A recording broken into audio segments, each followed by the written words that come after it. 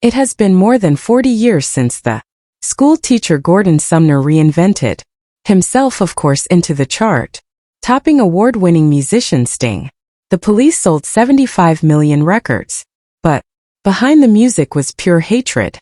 Now at 73, Sting named the one bandmate who made his life hell on earth, the same person who once broke his ribs before their biggest concert, the same person who wrote curses on his drumheads during shows. After 40 years of silence, Sting is revealing secrets that will change how you see the world's biggest band forever. That's interesting because the song that was did have that position before. That was You've Lost That Loving Feeling by the Righteous Brothers. Now that's one of my favorite songs of all time. Gordon Matthew Thomas Sumner was born on October 3, 1951, in a small house in Walson, Northland. This was one of Britain's roughest industrial towns. His father, Ernest, worked as a milkman and also as a shipyard engineer. His mother, Audrey, ran a small hair salon. They worked hard, but it was never enough. Gordon was the oldest of 4 children, and he grew up seeing the tension between his parents. They had dreams, but life kept them stuck. He later said the area felt gray and hopeless, and even the river near their house looked like it had lost its purpose. He grew up covered in cold dust, listening to the noise of ships being built just blocks away. His father's bitterness hung over the family like a cloud, and Gordon made a quiet promise to himself that he would find a way out. Just down the road were the shipyards. To most they meant hard labor, but to Gordon they looked like something bigger. He remembered one day when the Queen Mother visited the shipyard. Everyone lined the streets as she drove past in a shining Rolls-Royce. Gordon, still in his school uniform, watched in silence. He had never seen anything like it. The way she waved, the way people clapped, it felt like she came from another world. That moment hit him deeply. He realized he didn't want to spend his life swinging hammers or fixing engines. He didn't want to grow old and forgotten. He wanted to step into that other world, the one with light, attention, and movement. Around age 10, Gordon found something that would change everything. Family friend had left behind an old Spanish guitar. It had missing strings and nobody knew how to play it, but Gordon was drawn to it. He kept it in his cold upstairs room and tried to copy chords from radio songs and library books. He practiced every night. He said it felt like the guitar held some kind of secret, like it could help him escape. Sometimes he even slept with it beside him.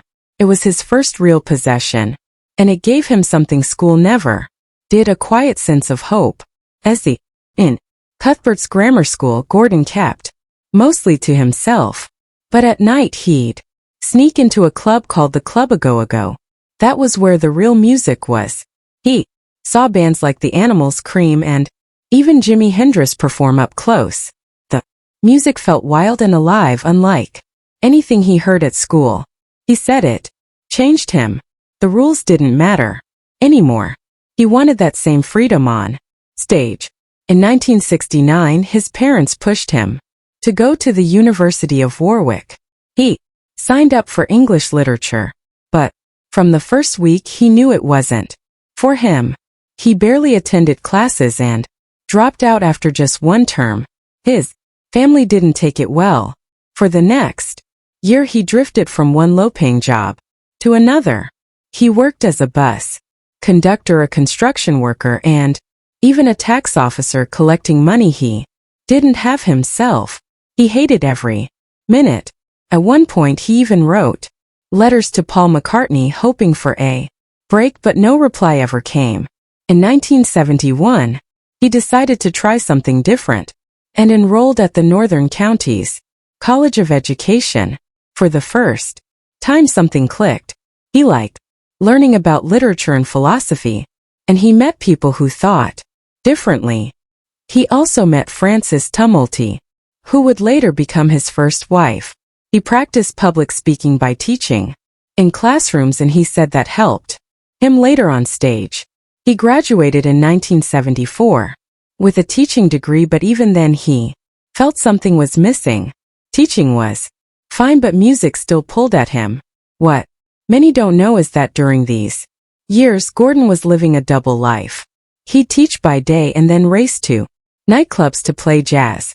He joined bands like the Phoenix Jazzmen, the Newcastle Big Band, and Last Exit. Some nights he performed to nearly empty rooms. Other times the crowd would roar.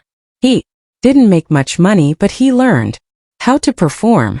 He learned how to keep going no matter the audience. He said those nights taught him more than any music school could.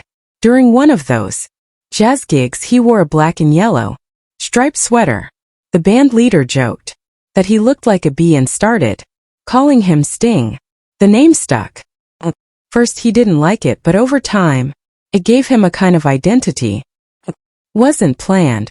It wasn't about fame. It just felt right. Years later, most people didn't even remember his real name. On January 12, 1977, Gordon Sumner packed up his life in Newcastle and moved to London. He was 25 years old, a jazz bassist, a part-time teacher, and a father. He had a wife, a son, and $600 to his name. He wasn't famous yet. People still called him Gordon. But that move was the beginning of everything.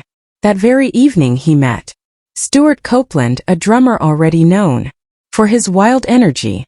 They jammed. That night something clicked. Something raw, fast, and full of fire. This was the first spark that would become the Police. Their first jam session barely lasted 15 minutes, but it didn't need to be longer. Sting screamed something he never did again in a recording because it just felt right in that moment. Copeland's drumming was chaotic and loud. Sting's bass lines had a jazz soul trying to survive in a punk world.